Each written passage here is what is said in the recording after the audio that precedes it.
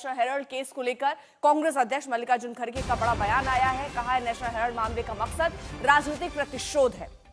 National Herald की स्थापना स्वतंत्रता संग्राम के लिए स्वतंत्रता सेनानियों ने की थी, लेकिन अब वो एजेंसियों का इस्तेमाल सिर्फ गांधी परिवार और कांग्रेस को परेशान करने और बदनाम करने के लिए कर रहे हैं। उन्होंने एजेंसियों का दुरुपयोग करते हुए कई राज्यों में सरकारें बनाई हैं और कई सांसदों और नेताओं को अपने पाले में कर लिया है।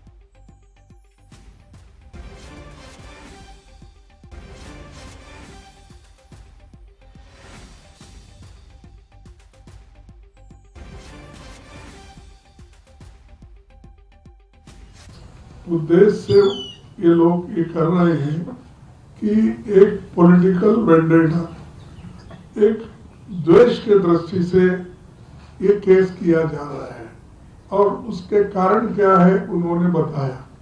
अब ये पेपर आज का नहीं, 1938 में फ्रीडम फाइटर्स ने एक पेपर को एस्टैब्लिश किया कि आजादी दिलाने के लिए, लेकिन ये लोग आज मनी लैंडिंग, सीबीआई ऐसे एजेंसीज को उपयोग करके हमारे कांग्रेस नेताओं को बदनाम कर रहे हैं। खासकर गांधी फैमिली को उन्होंने सताने के लिए ही ये केस डाला है, नहीं तो इसमें कुछ नहीं है और कोई एफआईआर नहीं है।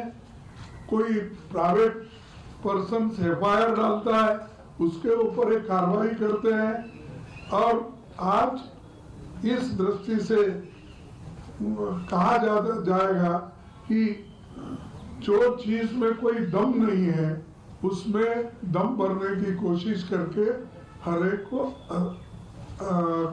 हरासमेंट कर रहे हैं। हमारे बहुत से कांग्रेस पार्टी के नेता और सभी बड़े बड़े लोग जो आज उनके सिंपैथाइजर नहीं है, ऐसे 50 लोगों को ऐसे ईडी का केस डालकर सता और अपना पॉलिटिकली उसको उपयोग करने के लिए कहीं उन्होंने ये ईडी और मनी लॉन्ड्रिंग का केस डाल के उन्होंने कई एमपीज को अपने तरफ लिया, कई राज्यसभा मेंबर्स को लिया, कई जगह सरकारें बनाई। ये सारी चीजें वो किए हैं और आज फैसला न्याय के सत्य में वो जयते हमारा एक ये है स्लोगन, उसके तहत आज ये आया है। तो ये जजमेंट को हम वेलकम करते हैं। बार बार कहा है कि सत्य की जीत होगी। इस नेशनल हेराल्ड के केस में कुछ नहीं है, सच्चाई है। इसको घसीट के आगे ले जा रहे हैं, इसमें कुछ नहीं है। वो जो अब मुझे याद नहीं है कि कौन से उसमें बनती है, वो जो कंपनी है उसमें कोई पैसे निकाल ही नहीं सकता, कोई इस्तेमाल नहीं कर सकता, कोई बेच नहीं सकता, कोई कुछ नहीं कर सकता है। और ये स्पष्ट है, सबको मालूम है, सबको मालूम है, न्यायपालिका को भी मालूम है और सत्य निकलेगा, सच्चाई निकलेगी।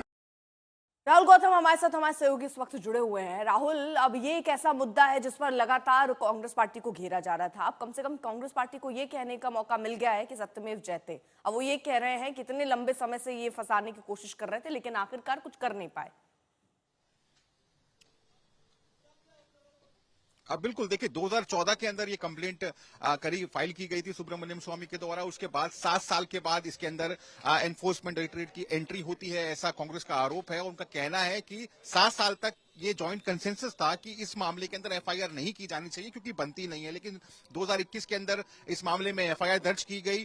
पॉलिटिकल वेंडेटा के तहत ये एफआईआर दर्ज की गई। उसके बाद 50 घंटों तक राहुल गांधी से पूछताछ होती है, 7 घंटे तक मल्लिकार्जुन खड़गे के साथ पूछताछ होती है, 8 घंटे सोनिया गांधी को बुलाकर क्वेश्चन किया जाता है। तो ये साफ दिखाता है, कांग्रेस का आरोप है कि एक पॉलिटिकल वेंडेटा था उनकी लीडरशिप को बदनाम करने के लिए, उनको परेशान करने के लिए, जबकि इस पूरे मामले के अंदर ना 1 रुपए का कोई लेन देन हुआ, ना ही कोई प्रॉपर्टी को एक जगह से दूसरी जगह ट्रांसफर किया गया। और इसीलिए अब कोर्ट ने इस पूरे मामले को आप कह सकते हैं जो चार्जशीट है उसका संज्ञान लेने से मना कर दिया। कांग्रेस का अब यह आरोप है कि अब इस लड़ाई को वो तेज करेंगे।